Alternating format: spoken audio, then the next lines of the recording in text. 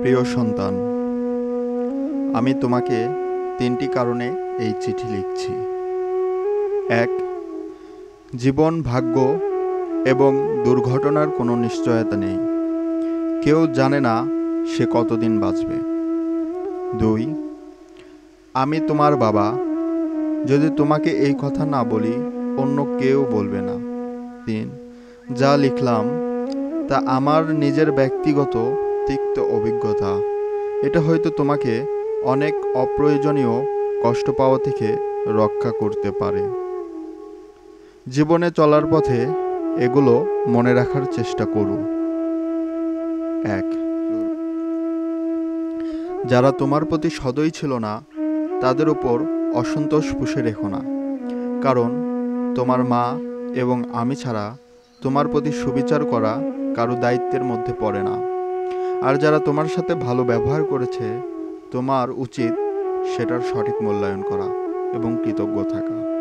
তবে তোমার সতর্ক থাকতে হবে এজন্য যে প্রতিটি মানুষেরই প্রতি পদক্ষেপে নিজ নিজ উদ্দেশ্য থাকতে পারে। একজন মানুষ আজ তোমার সাথে ভালো, তার মানে এই নয় যে সে সবসময় ভালো থাকবে। কাজেই খুব দ্রুত কাউকে প্রকৃত বন্ধু ভেবো না। ২. জীবনে কিছুই কিংবা কেউই অপরিহার্য নয় যা তোমার পেতেই হবে। একবার যখন তুমি এ কথাটির গভীরতা অনুধাবন করবে, তখন জীবনের পথ চলা অনেক সহজ হবে। বিশেষ করে যখন বহুল প্রত্যাশিত কিছু হারাবে কিংবা তোমার তথাকথিত আত্মীয় স্বজনকে তোমার পাশে পাবে না। ৩. জীবন সংক্ষিপ্ত। আজ তুমি জীবনকে অবহেলা করলে কাল জীবন তোমাকে ছেড়ে চলে যাবে। কাজেই জীবনকে তুমি যত তাড়াতাড়ি মূল্যায়ন করতে শিখবে, ততই বেশি উপভোগ করতে পারবে। ৪. ভালোবাসা একটি ক্ষণস্থায়ী অনুভূতি ছাড়া কিছুই নয়। মানুষের মেজাজ আর সময়ের সাথে এই অনুভূতি বিবর্ণ হবে। যদি তোমার তথাকথিত কাছের মানুষ তোমাকে ছেড়ে চলে যায়, ধৈর্য ধরো। সময় তোমার সব ব্যথা বিষণ্ণতাকে ধুয়ে মুছে দিবে। কখনো প্রেম ভালোবাসার মিষ্টতা এবং সৌন্দর্যকে নিয়ে বাড়াবাড়ি করবে না।